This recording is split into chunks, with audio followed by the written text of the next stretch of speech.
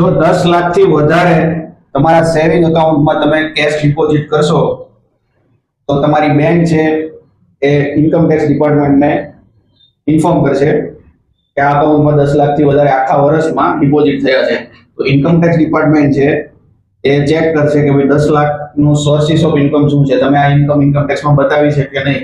જો નહીં બતાવી હોય તો તમને ઇન્કમ ટેક્સ નોટિસ આપશે અને તમારે જણાવવું પડશે કે what is your sources of income. જો તમે અનએક્સપ્લેન્ડ ઇન્કમ આવશે તો એના માટે તમારે સેક્શન 268 પેનલ્ટી ભરવી પડશે, જેમાં 60% ટેક્સ ભરવો પડશે. 10 લાખના 60%, પછી 25% સરચાર્જ અને 4% સેસ ભરવો પડશે.